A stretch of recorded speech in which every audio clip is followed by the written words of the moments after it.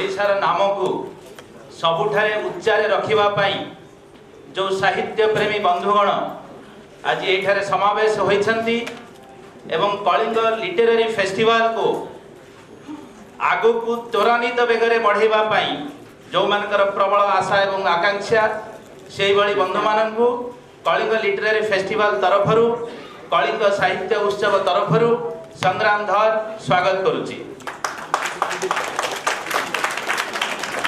यही साहित्य उत्सव को आमे केवल ओडिशा रे रखिबा पई चाहुना हूं, अंतरराष्ट्रीय एवं अंतर्जातिक स्तर रे यार विकास हो या हमर इच्छा। सेति पई हमर ए दरबार रे ओडिशा व्यतीत बाहरु बहु साहित्य प्रेमी आसीचंती। मो आपण मानकर अनुरोध रे जातीय भाषा रे मोर आग को वक्तव्य प्रदान करिवि।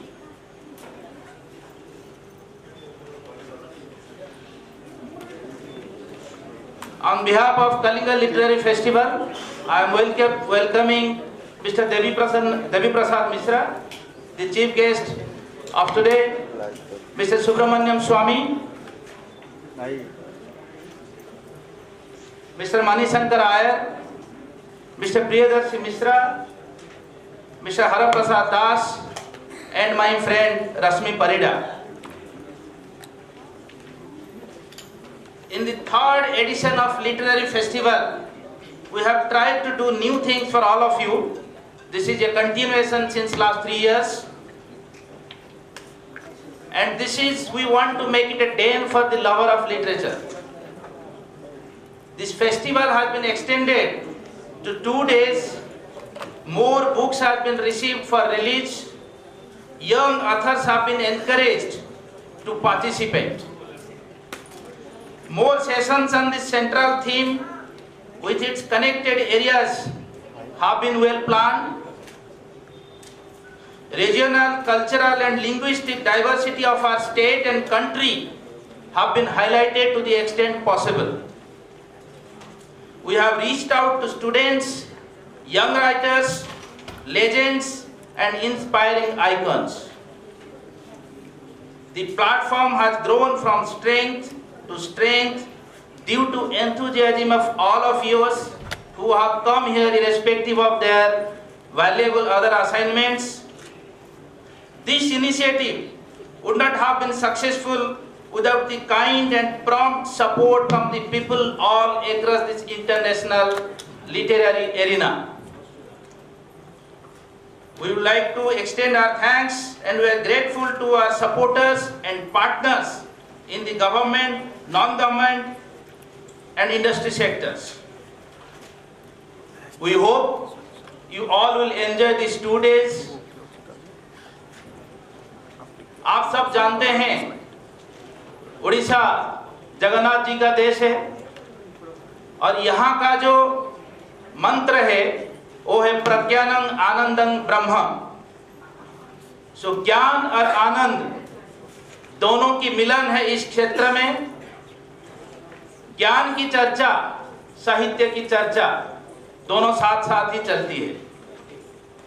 हमारी यही प्रयास है ये उड़ीसा एक ब्रांड उड़ीसा बने in all sectors.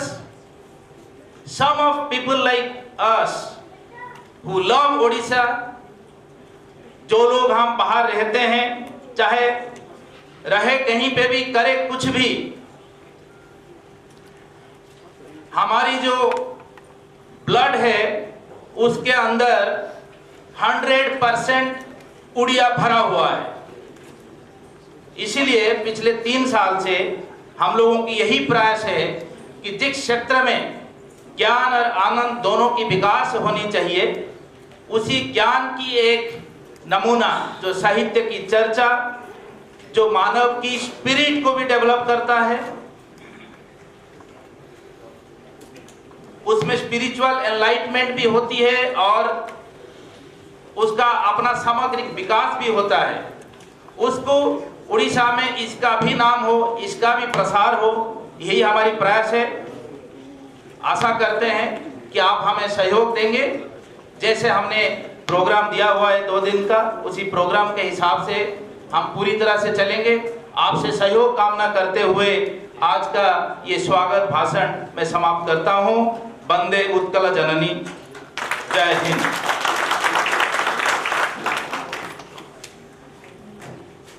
Thank you, sir. Well, I would now request the co-founder of Kalinga Literary Festival, Shri Kamalakant Das, to please speak about the festival. Ladies and gentlemen, a round of applause, please. Yes, thank you. Good morning to all of you. Thank you, Sangran sir, for welcoming all our delegates and speakers and audience.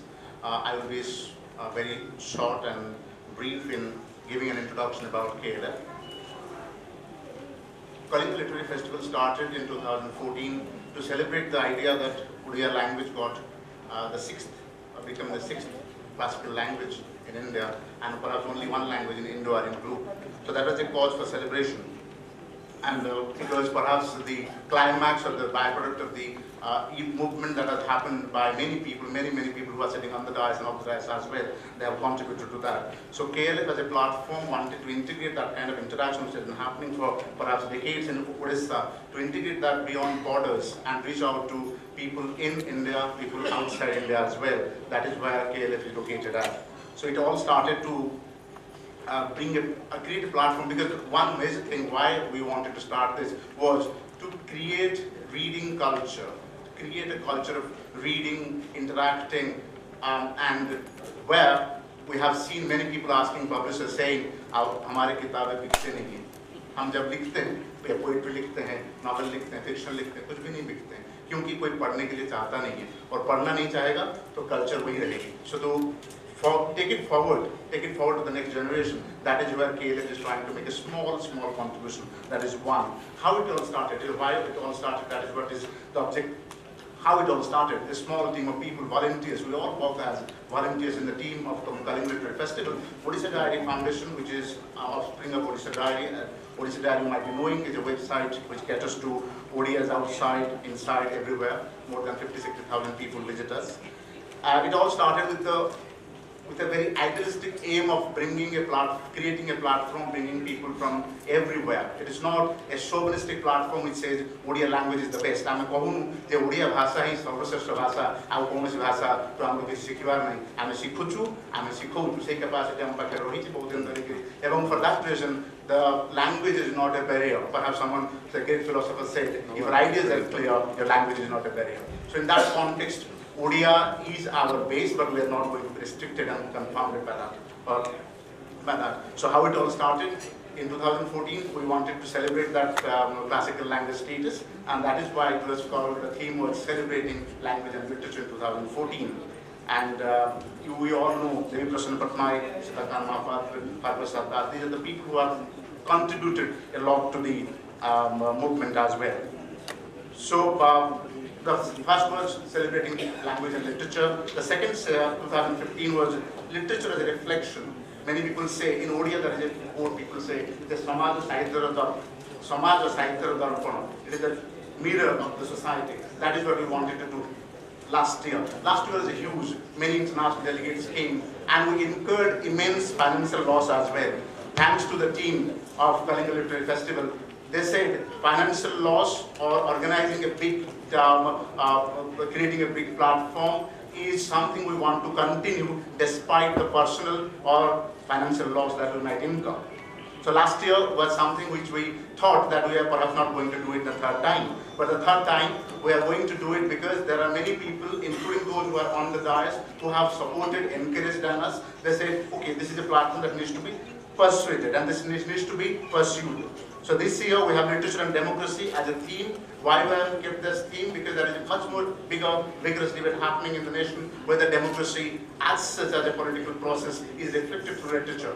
And that is one thing. Our entire objective of having this Kalinga Literary Festival, not Literature Festival, is that we consider literature as a byproduct of the end product and literary as a process. So if we are always focused on the byproduct, we all know how literature is being produced without focusing on the literary, that process which produces it.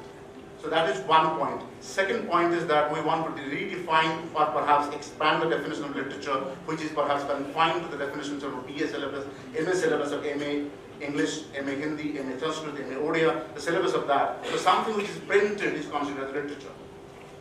Something is not printed, which is folklore, something which is a dance, something which is a performance, something which is perhaps my grandmother tells me, that's not literature. So literature, if it is confined to the printed one, it does a great disservice to the entire concept of literature. So that is where we're located. So these are all debates that will be happening. Many people on the dais and off the dais will be adding to that as well, and perhaps disagreeing and adding to that, disagreeing and perhaps giving us a sense how we should proceed. So Kalinga Literary Festival is located here to make a very, very small contribution in the entire discourses and debates on literature, how it should shape human life, human society, how a better society can be perhaps made.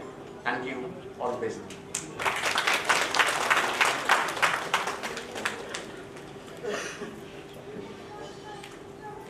Thank you. I think that was very well said. Now I would request our Honorable MLA Shri Priyadarshi Mishra to address the gathering.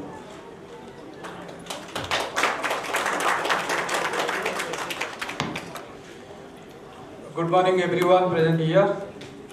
Chief guest of this morning of Kalinga Literary Festival, Honorable Minister Sukta Devi Prasad Mishra, and reputed politician and eminent speaker Dr. Subramaniam Swamy, and ex-minister Sukta Manishankar Rayar,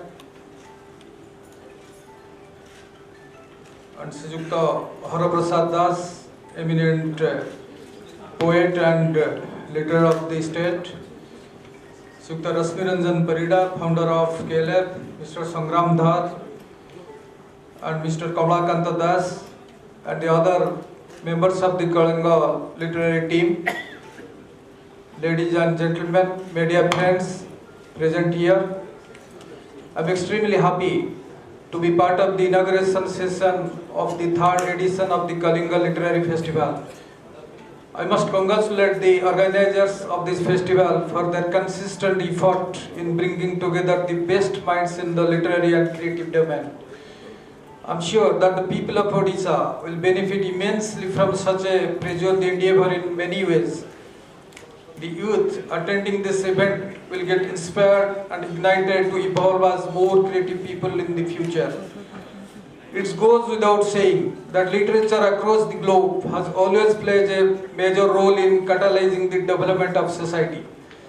Literature has shaped and nurtured civilizations, changed political systems, and exposed injustice over hundreds of years. Over the ages, literature has been holding up a mirror to us by sharing of human experiences, thus allowing us to connect at the basic levels of desire and emotions. We all know that Odisha, also known as Utkal Desh, is steeped in art, culture and heritage. However, we sometimes move away from our roots and lose the essence of our true being. It is only when we congregate during occasions like this that we get the opportunity to think and collaborate and find the path to go back to our roots and also widen our horizon by meeting people from diverse cultures. The theme of this year's festival is very contemporary in the historical sense of reflecting the recent happenings in the country. It underlines the interconnection between democracy and literature.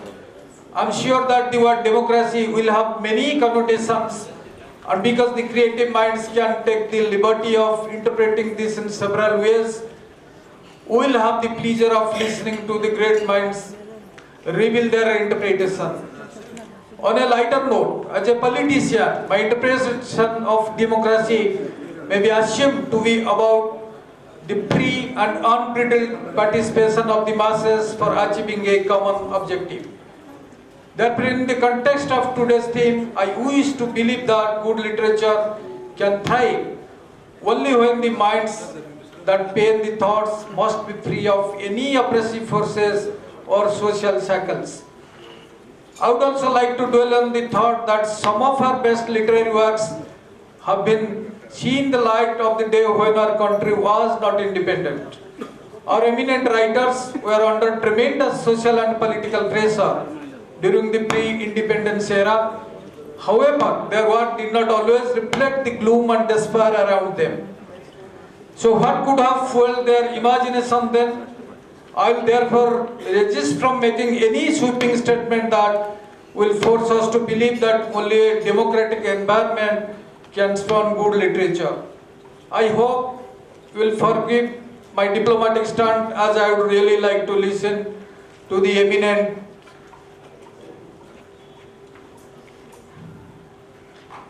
speakers present here and try to understand the influence of a democratic environment in the creative process. In the present world that our generation lives in, we are constantly bombarded by new information every second. This is the price we are paying for being connected 24/7. Information is being updated and thrown at us at a pace that we cannot control. This information may be useful or otherwise, but we are not spending time to filter it and then consume it. Therefore, in this scenario, I see it extremely difficult for people to pause, analyze, and look back in the retrospection. I also realize that this onslaught of uncensored information is impacting our present thinking to large extent, and literature too as a form of written expression. The overload of information is often becoming a deterrent for innovative out-of-the-box thinking. I'm grateful to the literary minds across the globe for capturing the true reflections of the society and chronicling them for posterity. Their true representation and reflection of the times that we live in will help our next generation understand the challenges we faced and will give them the opportunity to introspect for their betterment. The present creative works would capture the significant moments in a true timeless bubble and allow our children to dip in and drench themselves in history that truly reflects our spirit of oneness and democracy. Being connected with people all the time keeps me rooted to the inner fabric of society across demography. Therefore, my perspective regarding literature will tend to hover around society and its functions. Literature is a reflection of the society, a fact that has been widely acknowledged. Literature documents its good values and ills as well, indicating what the people accept or reject.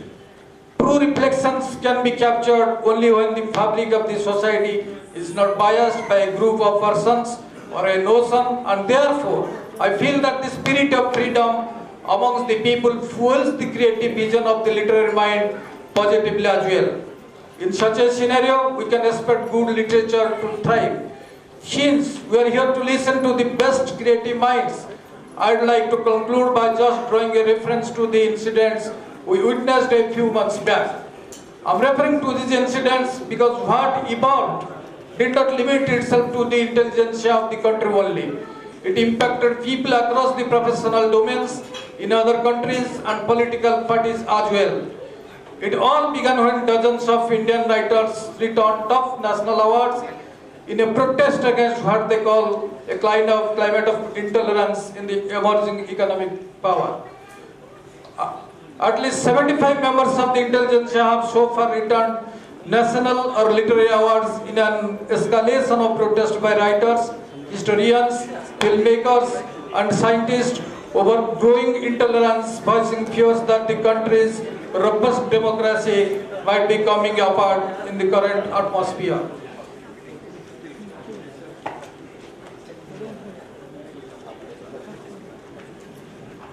Today, I'm privileged to get the opportunity to share the dais with many illustrious literary minds and therefore nurture a deep curiosity to know firsthand what they feel about the issue that rocked our country a few months ago. I'm sure that many of you sitting here do nurture the same inquisitiveness. I once again wish the team of Kalinga Literary Festival all the very best in their endeavor and hope that they will be able to leave an indelible mark in the minds of hearts of connoisseurs of literature in and around the state.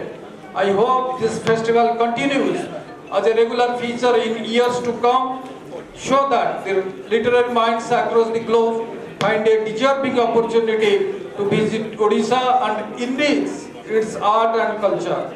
Namaskar, Bande Utkal Janai. Thank you so much, sir, for those inspiring words to Team KLF. I would now request renowned poet Shri Haraprasad Das to share his thoughts with us on this occasion.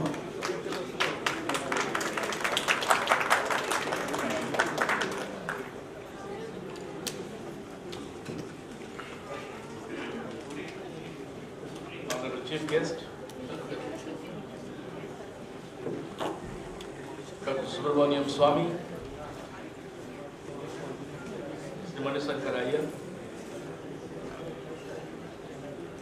Member Legislative Assembly, organizers of this event, ladies and gentlemen. I was waiting to hear the inaugural address by Dr. Swamy, and I was almost ambushed by a request to speak before him. Now, I was almost getting nostalgic looking at Dr. Swamy because he may not remember. He may not remember. In the 1968 batch, civil service, in the National Academy of Administration, an incredibly handsome person was brought into the auditorium, continues to. So he came to the auditorium, and I remember clearly he delivered a speech whose title was "The Cost of Making an Atom Bomb." Was that right, Dr. Swamy? And he earned a huge number of fan following that day itself. And since then, me and my friends have never stopped following wherever Dr. Swamy goes, irrespective of the political parties to which he belongs. So, I was waiting to hear Dr. Swamy on the subject, particularly democracy and literature. Well, I would not venture to give my comments here, particularly because one more person who impressed me very early in life is Mr. Manisankar Iyer. He was Joint Secretary 1 when I was DS Administration in the Ministry of Labour, and we used to meet in the consultative committees in the government. One of the few bureaucrats, foreign service career recruitments, who impressed by the impeccable use of the English language. I think there are very few English language users as adept as Manisankar Iyer. These two gentlemen would be speaking something which would be worth listening to. I have only something to tell the organizers of this conference, this particular literary conference. Now, this is the 10th literary conference I am attending in Bhubaneswar. Initially, when these conferences were arranged, we used to critique the speakers, the subjects, find fault.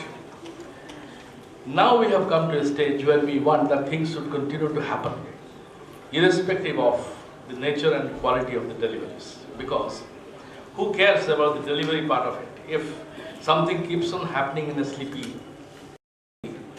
suddenly coming awake to the new impulses of the new society.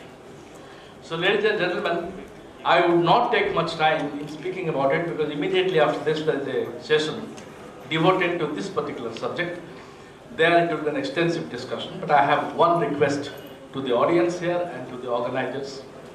We are holding this conference this year in 2016, which happens to be the centenary year of Biju Patnaik, who is the creator of the Kalinga identity program. May I, with your permission and with the indulgence of the organizers, dedicate this particular festival to the memory of Biju Patnaik. Ladies and gentlemen, thank you very much. Now you listen to the person you wanted to listen to. Thank you very much.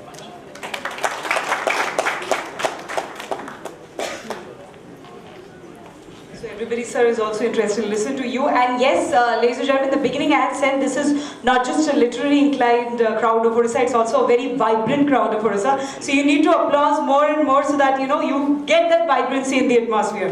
Thank you. Well, I would now request our Honorable Minister, Shri Devi Prasad Mishra, to address this wonderful gathering.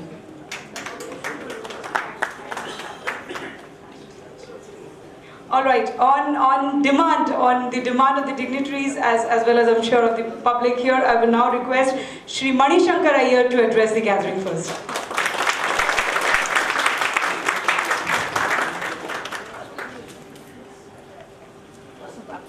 you very much. I'm honored to be invited to participate in the Kalinga Literary Festival. I'm glad to hear that this is the 3rd edition, and I completely agree with one of my previous speakers who expressed the hope that this would continue to gather strength and that over the years the Kalinga Literary Festival will come to occupy an honored place in the various literary festivals that are now being organized all over the country. I think this rash of literary festivals is proof itself of both democracy and development. For the idea that you can get together literary figures and have them share in company with each other and sometimes in contradiction to one another, their thoughts on literature, the influences on literature, and the influences that literature has on society is in itself a demonstration that democracy has grown very deep roots in the country and that we have learned how to contain differences between ourselves without having resort to violence. Verbal violence, yes, but physical violence, no. It's also true, I think, that literature itself has been developing along with the spirit of the nation.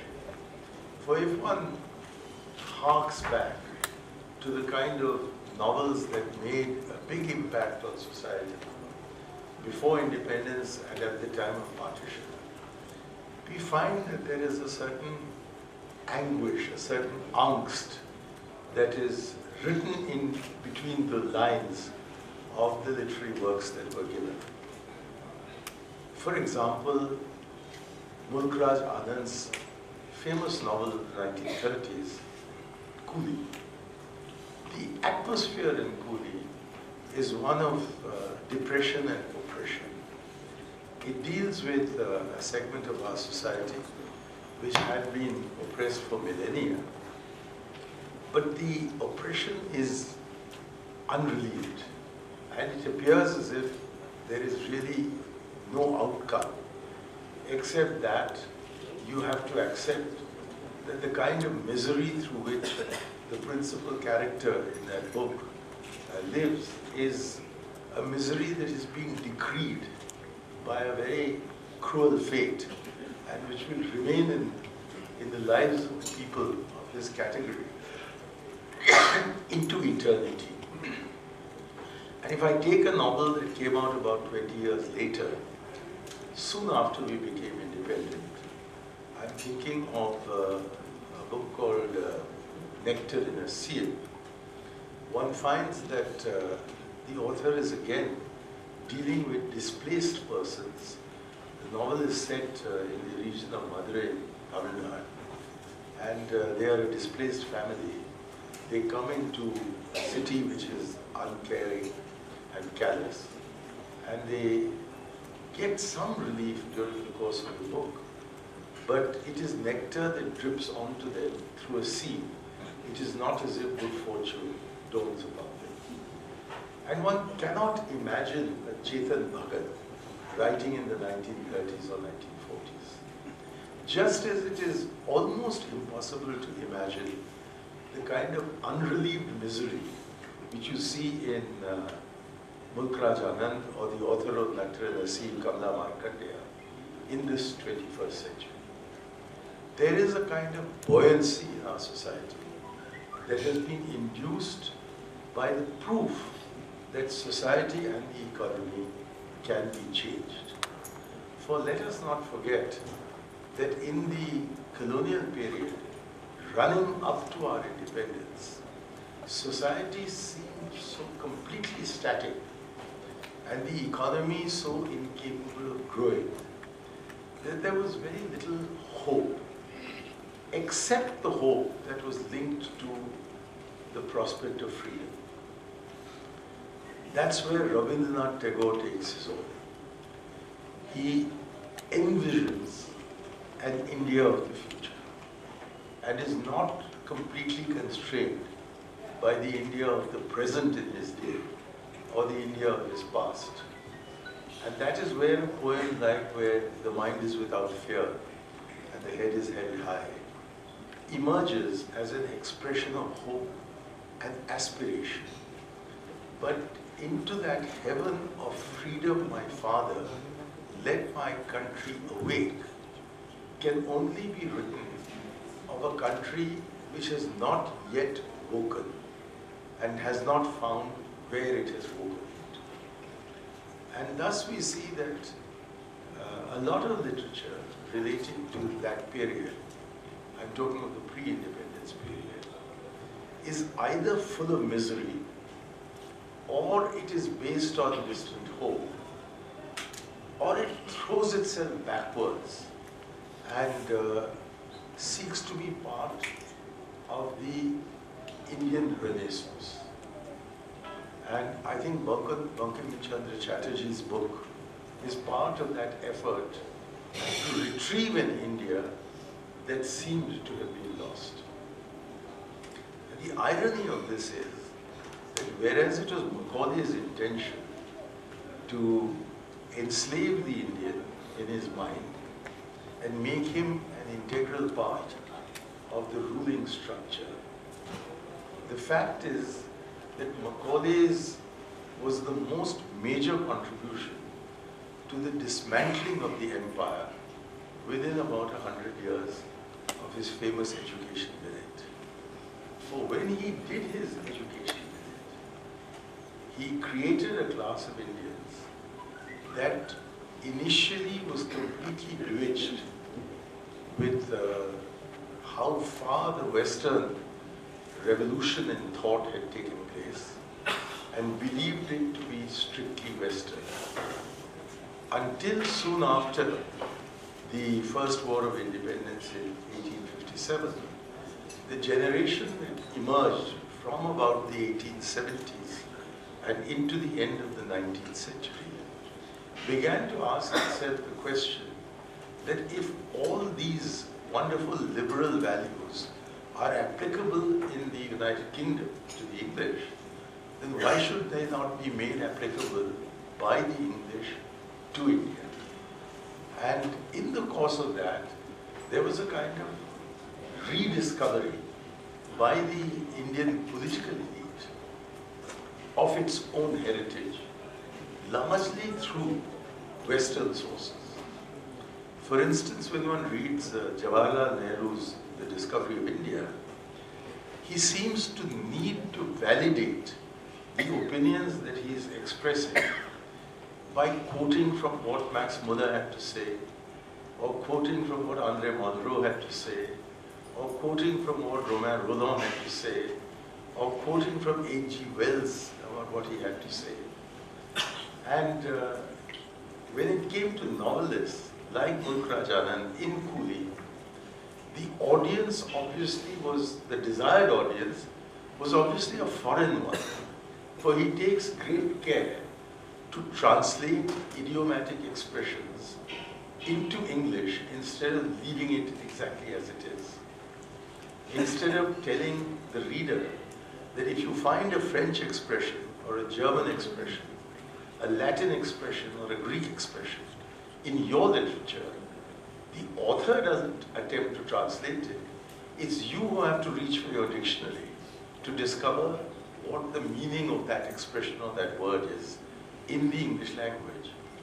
But there is a kind of colonial inferiority complex that you find in Mulk-Raj Anand, taking a very famed Indian swear word and translating it into English as, "O thou seducer of thy sister," for a really filthy word that is that you can hear. If you haven't heard the word, please see the film Urta Punjab, and you will hear it very often.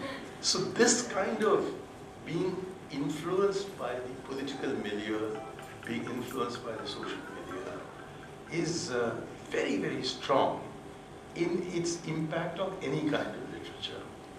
For example, to put the shoe on the other foot, when the Jesuits came to India, they came trailing with them the clouds of victory. because all along their journey past the coast of Western Africa, extending from just where the Sahara ends and right up to the Cape of Good Hope, they had enormous success in converting people to Christianity. And when they arrived in India, they were a bit bewildered as to why the Indians were not proving as easy a harvest for the Pope as they had succeeded in having not only in Africa but also in the New World, as they called it then, the Americas, where it had been very easy for them to effect these conversions. And when they found that there was this adamant resistance all over the southwestern coast of India and into Tamil Nadu, there was a Jesuit in Madurai who came to the conclusion that this is because they have their own religious literature. And unless we are able to understand what is the significance of this domestic indigenous literature, religious literature, we won't be able to find the counter-arguments. So he first translated Om Namo Shivaya into Latin, and collecting a lot of Sanskrit books, he sent them off to the Vatican for them to translate into Latin. And through Latin, which was the language of the learned people all over Europe, it got translated into French and English and German. And that is how people like Schopenhauer and Goethe woke up to the treasures of India's literature. And Max Muller woke up to the treasures of India's spiritual literature. And then rendered these into English. And the Macaulay ki Aulad, who had been trained to become those who were going to run the empire for the British, picked up what their heritage was from English translations of European writers of the era just before imperialism became fashionable and desirable, and thus came into our consciousness. So clearly there is a major political influence that works upon this thinking. But by the time we come into the 20th century and nationalism becomes a political credo, then to a very large extent, particularly in our own languages, what the Europeans called vernacular languages, there is an outburst of patriotism which is part and parcel of the literature of that time. And I would particularly commend Subramanya Bharati, for it was he who gave a kind of music to his poetry and thereby converted the freedom movement also into a literary movement. That was in the South. In other parts of the country there were, of course, other writers. But at the same time, the drag of our society upon our political aspirations was so marked that many of the great writers of that time, people like Munshi Premchand and later Saadat Hasan Manto, they reflected on the underbelly of India's society. And they too, their writings too, were infused with a kind of feeling that these things can't change, that these have anchored us down in such a way that we can't pull out of it and move forward. However, after independence, there is a note of hope that slowly starts seeping into Indian literature as well as the cinema, which has become a major medium by then for people with literary aspirations to express themselves. For some of our greatest poets in the post-independence era, people like Sahil Ludhianvi, are writing really for the film industry. Khwaja Abbas, writing for the film industry. And in writing for them, initially what Indian audiences want to see in, say, the early 50s or through to the mid-50s, the first decade of independence, you get films like Pyasa or Mother India, which are really depressing. And then you start getting a slight shift towards social change through a film like Sujata, which brings up what was a taboo subject, the possibility of love between a non-Harijan or a non-Dalit and a Dalit girl. And it starts appealing to people. And then we come to what I would call the Bobby era, where it is no longer necessary to be pessimistic or wondering what life is going to give you, and to start showing a brighter side of life. We also got that in Hare Rama, Hare Krishna. And equally these got reflected in our novels. And in our novels, we started seeing, I'm confining myself largely to the English language because that's the only language which I am familiar with. I am not a Macaulay ki aulad, but I am probably a Macaulay ki pota. So, because of this, I would say there is a dramatic shift that takes place between Kamala Markandeya writing Nectar in a Sea, and about 6 years later, Nayantara Sehgal writing a novel called A Time to Be Happy. And the extraordinary thing about A Time to Be Happy is that it is a novel of nearly 250 pages in which nothing happens. There's no development of a storyline. There's no particularly dramatic opening. There certainly is no climax. But it is impossible to put down that book because it reflects so accurately the nature of our society between about the period of the Quit India movement and through the Bengal famine and into independence.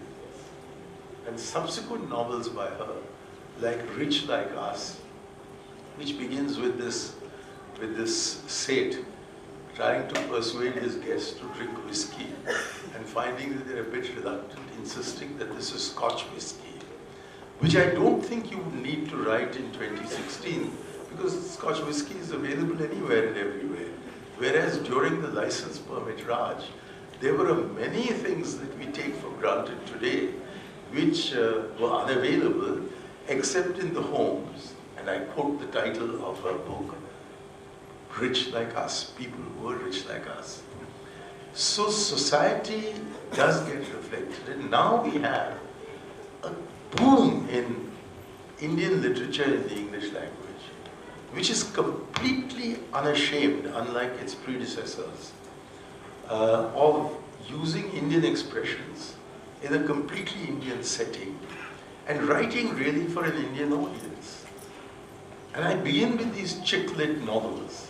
And some of these other works, like Arundhati Roy's The God of Smaller Things, which really deal with an India which seems to be materially different to the India in which people like Mulk Raj Anand, or even Khushwant Singh in his Train to Pakistan, was writing.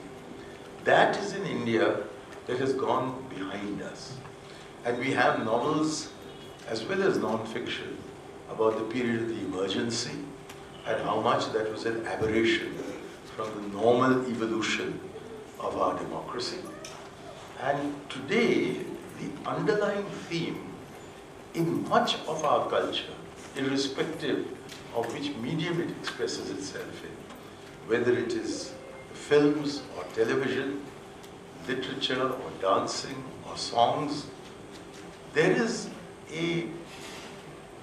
space for innovation. There's place for every form of that particular medium.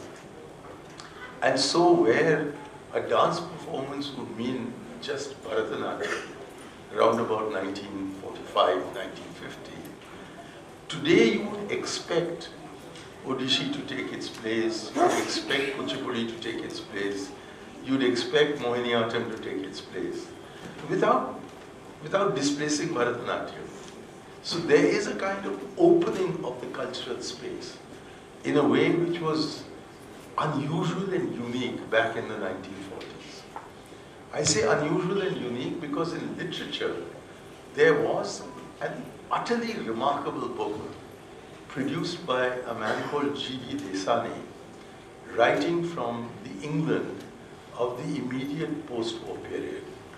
It's a book called All About Mr. Hatter, but I suspect he was able to write it because he wasn't writing, although he was writing about India and about Indians, he was writing it from a different perspective of somebody who's very fond of milk in an era in Britain when milk was severely rationed, and therefore he keeps having the expression milk o. And then he plays with the English language in such an extraordinary way that he twists it, he turns it, he Indianizes it. Mr. Hatter is an Anglo-Indian who functions in circuses as some kind of a clown. And what he does to the English language is not only to murder it, but also to show what its immense potential is.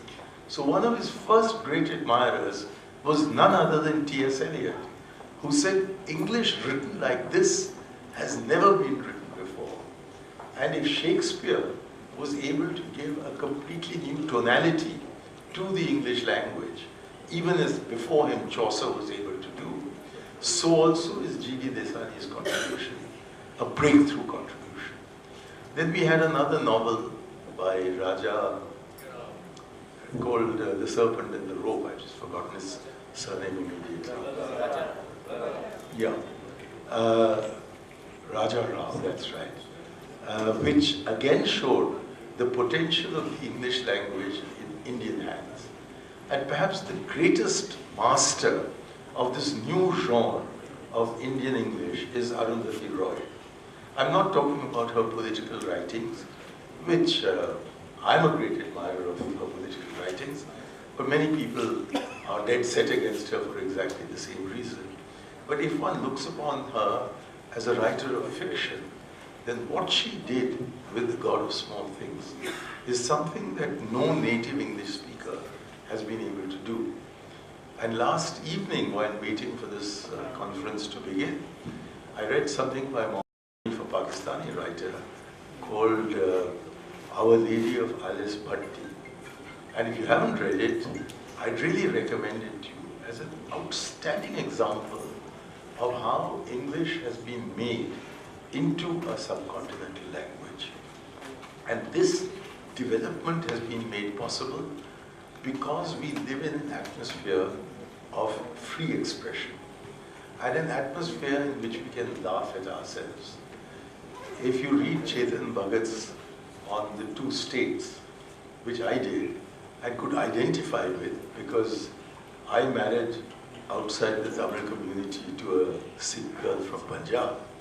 And many of the kind of incidents that take place in that book were a kind of parody of what I had myself experienced and therefore was able to relate to.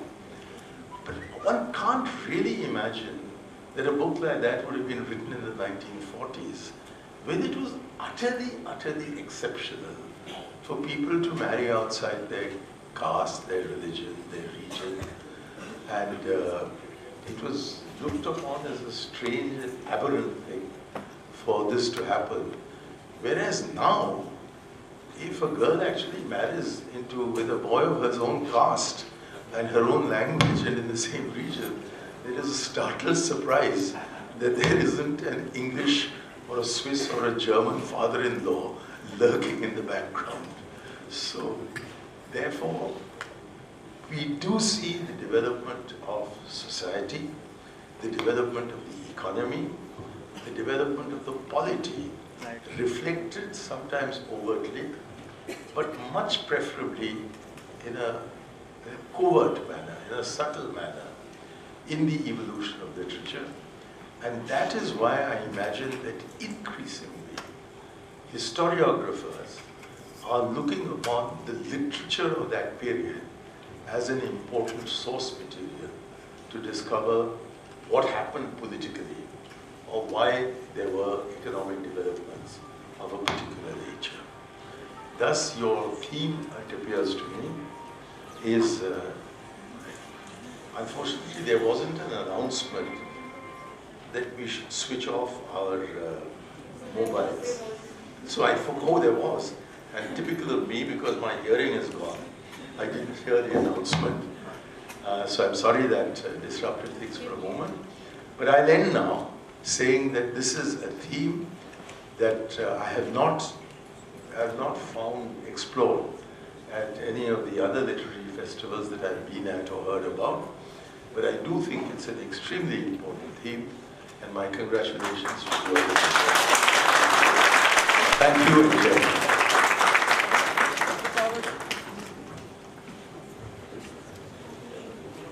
Well, we'll have more of him later in the day, but right now I will request our Honorable Minister, Shri Devi Prasad Mishra, to address this gathering.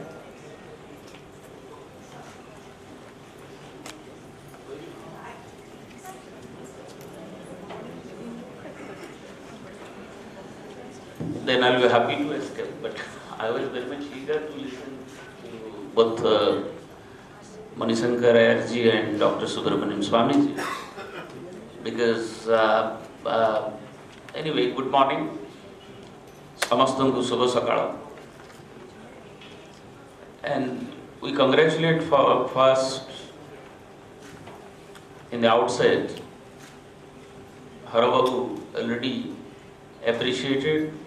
Priyadarshi Mishra, the Honorable Local MLA, has already expressed his points and talked about democracy and literature, how they are intertwined.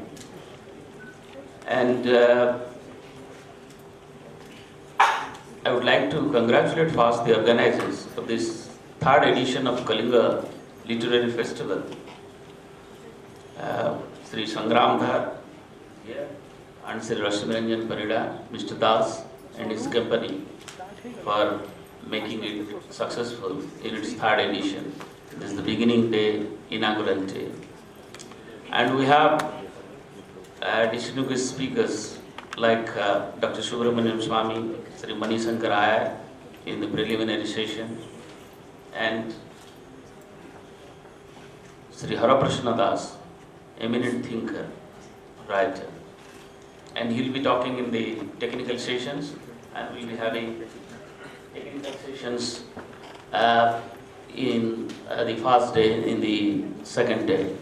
And many writers, prominent writers, young writers are present here. I congratulate Sri Sachidananda Mahanti for his book, and Sri Anil De for his book on Konarak. And in the agenda I have seen that there will be another 11 number of books in this literary festival that we release. And you will be having 15 technical sessions, right from not only literature, you'll be talking about democracy, democratic values, you're talking about the classical Oriya language, its present state of implementation and how we can take it forward. We'll be discussing about film industry, our dance forms, our art, articrafts, and everything. And today, while we see, why? Because democracy may be an old word. You say about the city-state democracy in Greece, the present-day modern democratic systems. But over the years, whether we live in democracy or not, we used to always admire the values to keep. We have seen the successive democratic movements in various parts of the globe, and we have seen the era of Renaissance in different parts of the globe, and here also in Orissa, and in which the great be it the Satyavadi days, be it the days of Jatiya Kavi Bir Kishore Das, be the days of Fakir Mohan Senapati, how the great writers, they have influenced our freedom movement, our democratic movement. And literature is the conduit, and it is the vehicle through which the sentiments of the mass, the rights of the mass, common people are used to be reflected, and it is also, today we see in the 21st century, with the advancement of technology, when we are going to enter today, the world has become digitized, and within 2 years, the cell phones, the smartphones will be obsolete. So the challenge today is, with the advancement of technology, with the advancement of development, with the peak of development, you can say, and the many countries, many nations over the globe now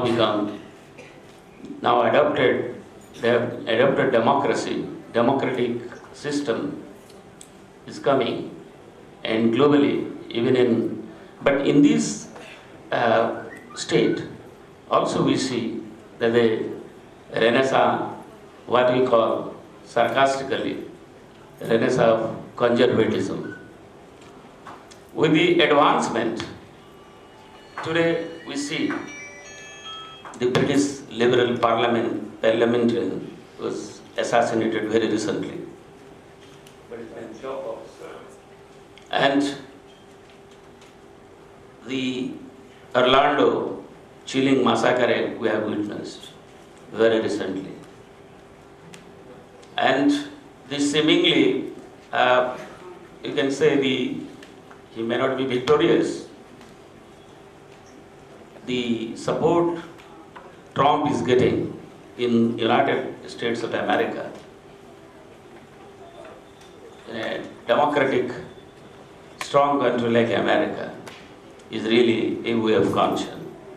So in this scenario, how Mr. Iyer told about very lucidly about the process, the development of literature, our literary creation, the right from the novels of books of Puli to the modern day Arundhati Ray's writings, and how the famines, how the state of the nation or country or the region, how it was reflected in our literary creations.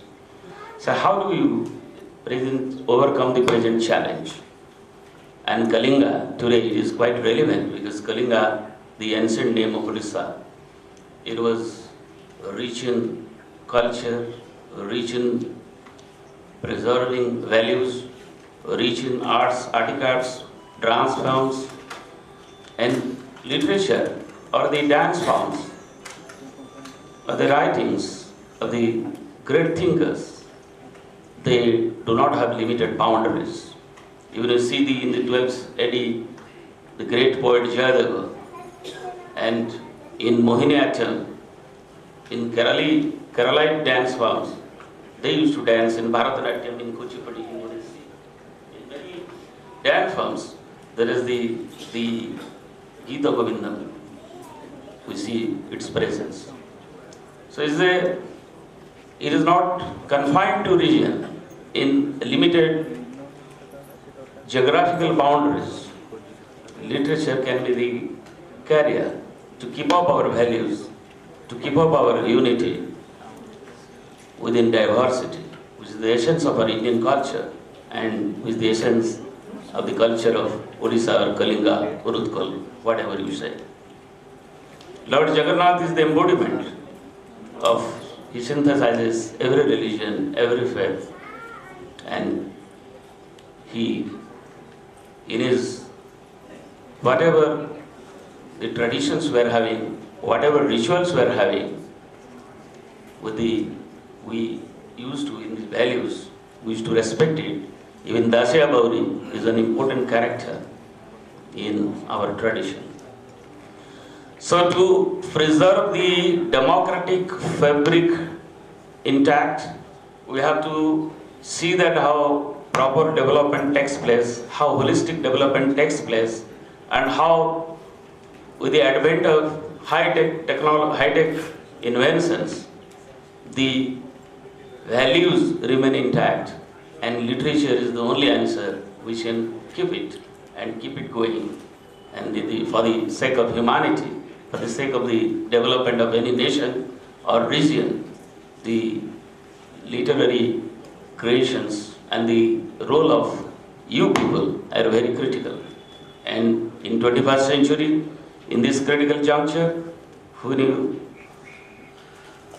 witness the things like assassination of a parliamentarian, or we witness the violence in Middle East by ISIS or other obscurantist forces, so literature is the only vehicle, only carrier which can really keep our values together and keep our democracy in its true spirit and livable for the common people. So thank you very much for inviting me and Dr. Swami, and I am happy that Sri Parida and Sridhar is making it possible with your support, your active participation continuously for the 3rd years. And congratulations everybody who are participating in this festival, and I think the technical sessions will be more productive, and you deliberate, interact each other, and the outcome will definitely be beneficial. And this Kalinga Literary Festival will, in the coming years, because till you have crossed the age of the 1st year, that is the infant mortality year. The organizers used to congregate, then they segregate. And now, this is the 3rd year, and after 5 years, it will cross the child mortality rate. And I hope the organizers will keep it going, and you people will be supporting, and the esteemed gentlemen, thinkers, sitting here and sitting on the dais and off the dais, will be contributing their thoughts to the literary festival. And it will be a really worth mentioned literary festival in future in the country and in this region. Thank you very much.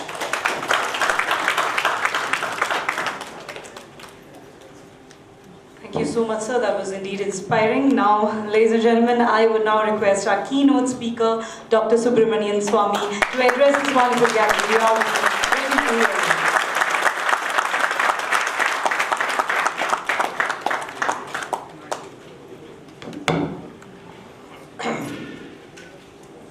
Thank you very much, Honorable Minister,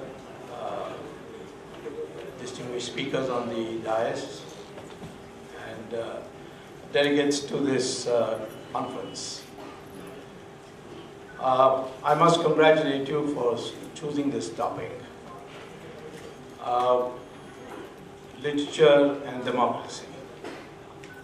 And the concept note which was circulated, which identified the important issues before this conference. Because I think we have reached a stage where we need to discuss this interaction between freedom for literature and the scope of democracy. I certainly know what it means to be without democracy, and when the state of emergency was declared. And many people had to go to jail. I did not go to jail because they were not able to catch me. But no, I escaped twice, once via Colombo and once via Nepal. The issue is that there is no doubt that this country values democracy intrinsically. When the elections were declared in 1977, I was still that time in the United States campaigning, making preparations to return to contest the election, when almost all the intellectuals in the United States said that this is a futile election for you, because democracy is meant for educated people and people who are not hungry. With this vast amount of poverty, it's unlikely that the people are going to vote on issues whether there is freedom or no freedom, fundamental rights or no fundamental rights. The prediction was almost unanimous that Mrs. Indira Gandhi would return with an increased majority to power in that election in 1977. When the results came out, of course, Mrs. Gandhi and her party were defeated. But the surprising part was that the most uneducated part of India voted for democracy, and the relatively more educated part of India, namely South India, voted for Mrs. Gandhi. And there is no explanation except one explanation has been, which is I thought very superficial, not true, that the impact of the emergency was not felt in the South. That's not true. We know many of our volunteers who suffered enormously torture, police torture, incarceration, and so on. But there is no doubt that education has got nothing to do with the love for democracy. And the UP, Bihar, Madhya Pradesh poor people chose to vote for democracy because they felt that at least in a democracy they had some place to go to explain their grievances. I think that factor is responsible why we are still a vibrant democracy. And therefore, to preserve this democracy, we have to take all necessary steps, including how literature develops in this country. Unfortunately, till the period of Jawaharlal Nehru and his influence, particularly through the Congress Party and his daughter, there was a distinct, marked left-wing inspiration in our literature. And that left-wing influence in our literature manifested itself in denying the entry of anyone who would speak in nationalistic terms or who would speak about the glorious ancient traditions of India. And consequently, most of the academies, the cultural organizations floated by government were dominated by people who belonged to the left-wing spectrum of our society. And that had a decisive break in 2014, the year when you started your literary conference. And that year, a party which didn't come out of the Nehruian traditions or a breakaway group of Congress came with absolute majority into power. And it today faces a constant onslaught from those who are no more in power, but had been in power for many, many decades. We have the agitation on returning the awards. I don't know how many ultimately returned it and how many didn't quietly take it back. But the fact of the matter is that there was no occasion for doing so, because the institutions of democracy were still functioning.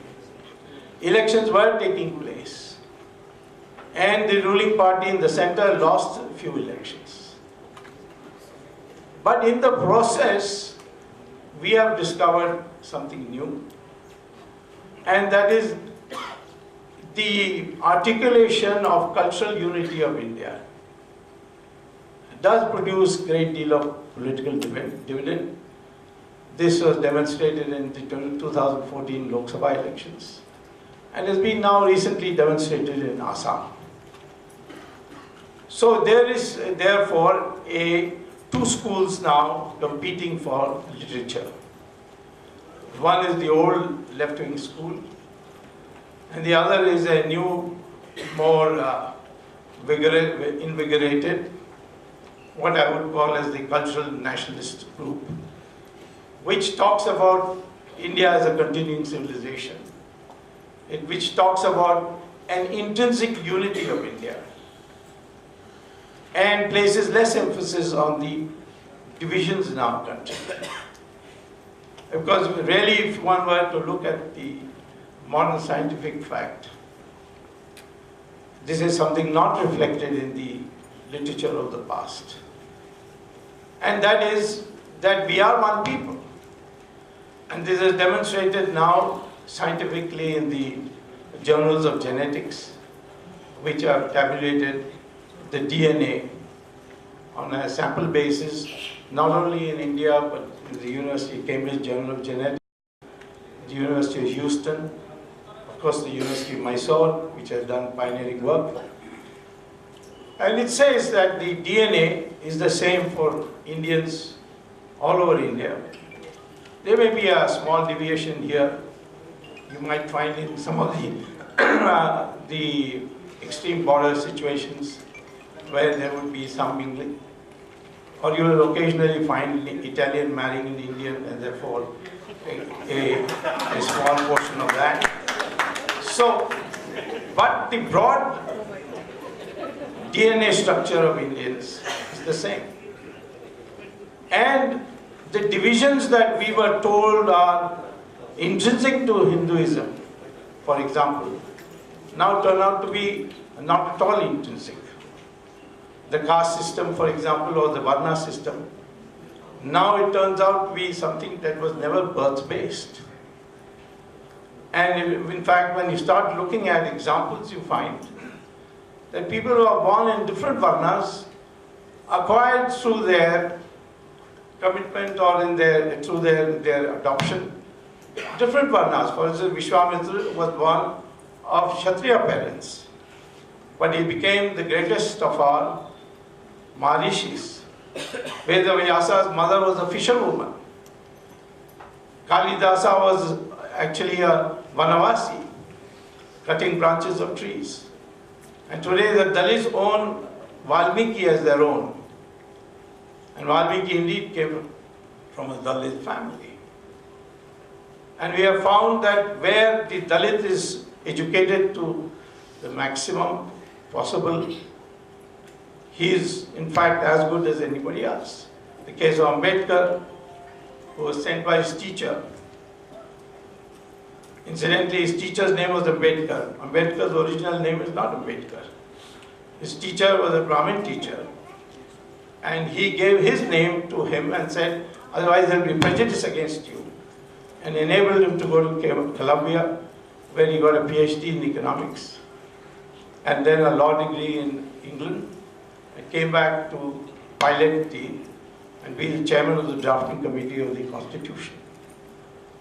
So indeed, I have found this even in my own ad hoc investigation, this to be true. Once I heard Raj Thackeray talking about UP taxiwalas taking away all the Marathi jobs. So I managed to get a sample of his hair from his hairdresser. And I also got a sample of the hair from the UP taxi driver in Bombay and sent it to the microbiological laboratory in Hyderabad. And back came the report that the DNA is the same of both. Unless Raj Thackeray originally came from UP and he had hidden that fact. So today, when you are having literature development, the first thing is you must recognize that India is like a half glass full or a half glass empty, depending on your perspectives. And that literature should reflect the strength of the society as much as its weakness. Are there boundaries to literature? Well, that's where democracy comes. Today, democracy is not an absolute right of everybody. There are what Jawaharlal Nehru did, in fact, bring a first amendment to the Constitution which said that fundamental rights are subject to reasonable restriction. One of them is that you don't have a right to advocate the disintegration of the country. That's one of the reasonable restrictions that is imposed in Article 20 of bracket 3 of the Constitution. And similarly, to create public disorder, bring a elected government into contempt for overthrowing it. So, in effect, the Constitution places certain reasonable restrictions within which you can advocate or write or propagate. You can't say that you want the disintegration of India, as we recently saw in Jawaharlal Nehru University, as an expression of free thought. It's not permitted in the Constitution. So if you are going to say that literature must thrive in a democracy and literature can only thrive in a free society which has democracy, in my opinion, then literature also has to accept certain reasonable restrictions. And that reasonable restrictions includes not propagating a society which was never won. In fact, there was a period when we used to advocate that had the British not come, there would have been no India at all. And that India was actually created as an administrative structure by the British, because now very few people say that. But I think today we must celebrate the fact that this country's unity has sustained and remained despite all the pulls and pressures. The Soviet Union today is broken up into 16 countries. Yugoslavia broke up into 4. Indonesia is broken up into 2. Pakistan broken up right before your eyes into 2. But India has remained unbroken after 1947, despite all the dire predictions that India would break up. And I think that literature, which actually emphasizes in a depressing way the exploitation, the misery that certain people suffer, ought to be there. So nobody should ban that. But at the same time, literature which celebrates the unity of India should be recognized by the community of literary scholars as something that deserves to be recognized and praised and in fact given prizes for. So it is this thing where today we are grappling. All this intolerance debate that's taken place is people who had a free run of running down the system because they were persuaded by the left-wing ideology. Today are turned against the present dispensation in power on the grounds of ideology. But in the process, there is no room for accommodation. Unless there is a consensus, how can literature survive? And consensus means listening to both sides, so both views. We know that today, those who had a free run for almost 60, 70 years, 65 years, today are not willing to tolerate even a proposition which calls for revision of history. Much of what you have been told is not sustained by modern science. There is no such thing as an Aryan invasion. There is no evidence for that. There is no such thing as a racial difference between Aryans and Dravidians. They were never meant as original terms. There is no word Aryan in any of our scriptures. Arya is there, which means only a cultured person, a good person. And Dravidian was a word which was invented by the Shankaracharya to designate where three coasts meet, and that is South India. Dravida was a concept for South India. But it was the British who gave it this racial meaning. And now it is part of our literature, particularly that comes out of Tamil Nadu, which propagates that Tamils are different people because they are Dravida. Even their concept that many of their books write about Ravan being a great Dravida king. Unfortunately, Ravan is not from the Dravida. Ravan was born near Delhi in a place called Noida. There's a village, you can go and see it even today, called Basrak. And he went to Mansarovar, and Lord Shiva gave him a boon. On that basis, he looked around which country he could conquer. His brother or his cousin brother, Kuber, had made Lanka into a beautiful country. So he conquered Lanka and became its king. But for years, there was a celebration of Raman Leela in Tamil Nadu and debunking Ramayana as something foreign for India. And it was part of our literature. And so all these require revision today. Our languages may look different, but in essential terms it is the same. Our constitution now requires that the link language, which Hindi is supposed to be, must borrow its vocabulary, according to Article 341, from Sanskrit. But today we hear Mr. Karunanidhi speak against Sanskrit. But his own name is Sanskrit, Karunanidhi. He has not found a Tamil equivalent of it today. So therefore, I would say that this debate should discuss this question, whether there are Lakshman Rekhas for literature, whether as for a democracy in the constitution, there is reasonable restrictions placed on your freedom of expression, reasonable restrictions placed on your expression and your speech, and almost all fundamental rights are subject to reasonable restriction, including the freedom to worship.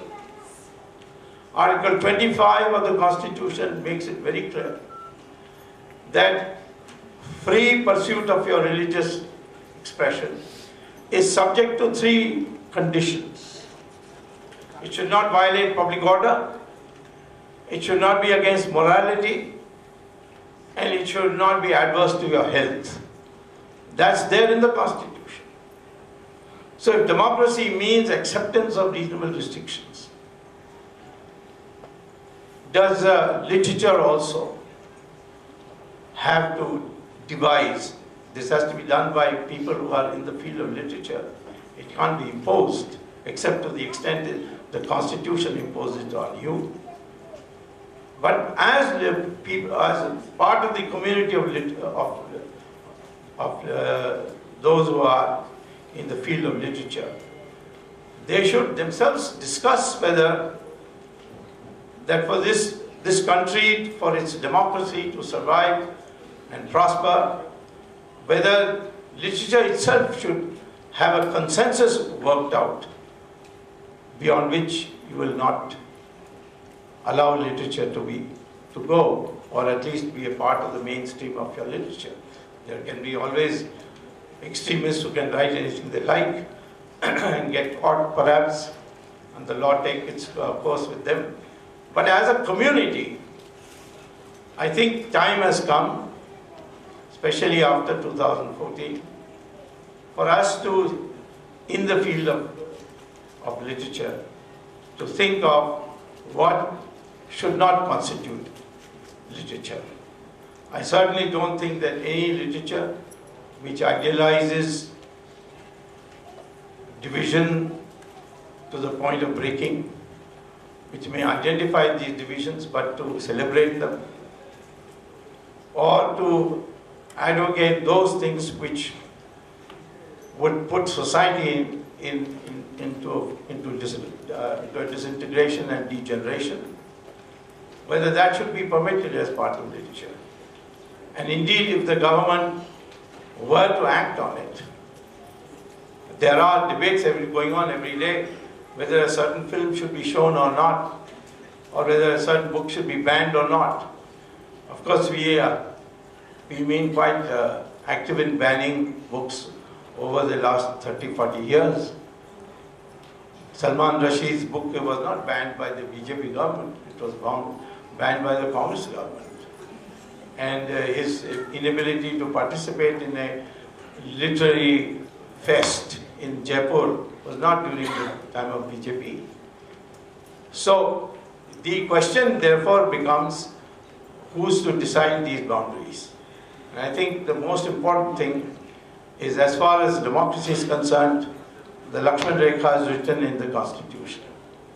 But as far as literature is concerned, it has to be evolved and by the community which you represent. And that is extremely essential for nurturing both democracy and the unity of India. Thank you very much.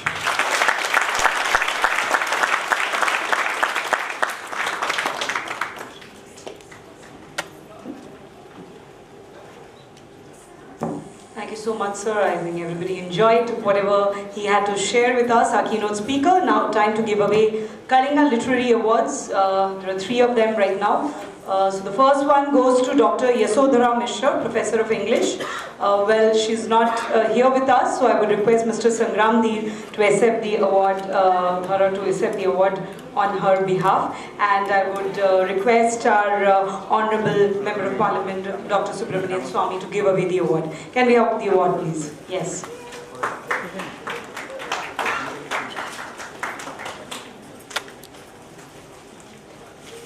For Dr. Yasodhara Mishra.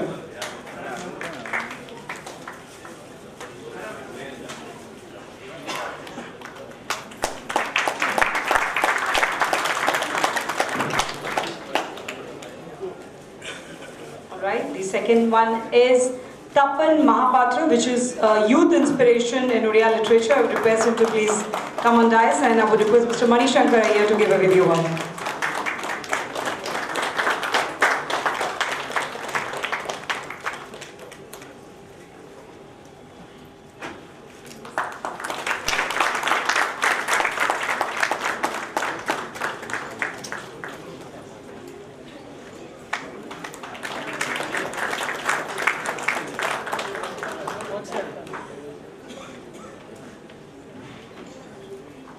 The third one is Mr. Ramakant Das, renowned poet, special citation. Would request Mr. Deviprasad Mishra to give away the award. Can we please have him on stage?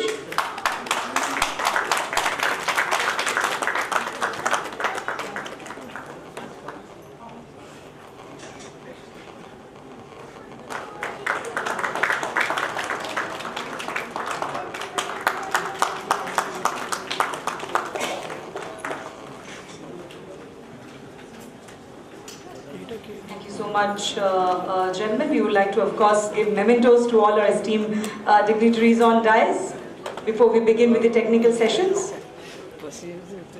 So can we have the mementos, please? To all our wonderful guests.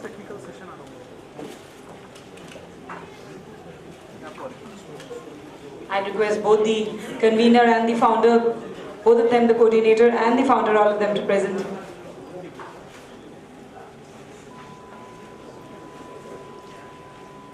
Mementos, small tokens of appreciation.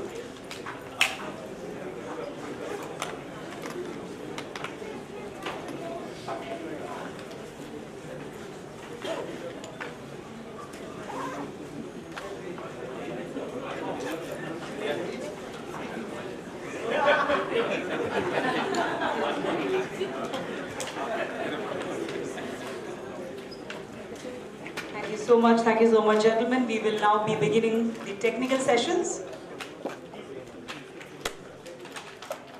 We'll just have a quick tea break of 5 minutes because we are already running short of time.